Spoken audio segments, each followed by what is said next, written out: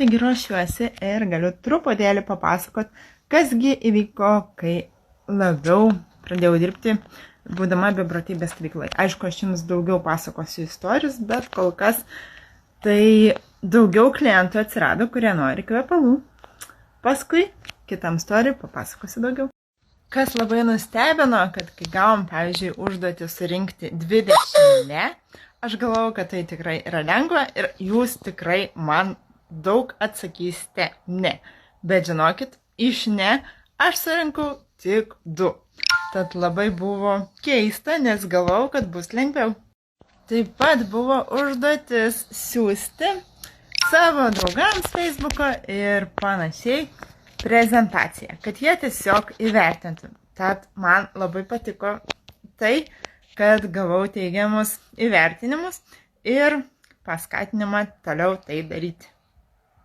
Deja, dar į komandą neprisijungė nauji žmonės, bet labai tikiuosi, kad per šiuos 3 beprotybės stovyklos mėnesius tai įvyks. Tad jeigu jūs žiūrit mane, stebit mane, norit papildomų veiklų, papildomų uždarbių, būnant namuose ar tiesiog dirbant pas darbdavį, parašykit. Galbūt, sakyčiau, dabar mažiau dedu tokių kaip pardaviminių postų, labiau dedu vertingus, tiesiog pasakoju apie savo dieną, rodau, ką naudoju ir panašiai. Tad, sakyčiau, šiek tiek tai pasikeitė mano Facebook'o ir socialiniai medijai. Tai dabar pardaviminis stories. Taigi primenu, kad sausio mėnesį vis dar galioja akcija, kai Beauty Detoxą ir airiško kremo kavą galite įsigyti nuostabiom kainom. Tad naudokitės progą, airiško kremo kavą 1 vienetą laisvą turiu ir Beauty Detox vietoje taip pat turiu 1 vienetą.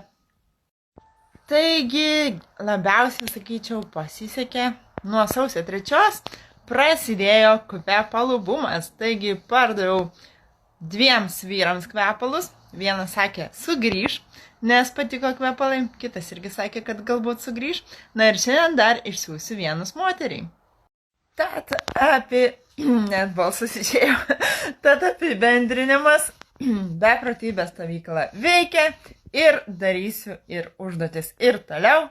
Ir jeigu, kaip ir sakiau, ieškot galimybių, parašykite man, prisijunkit į mano komandą.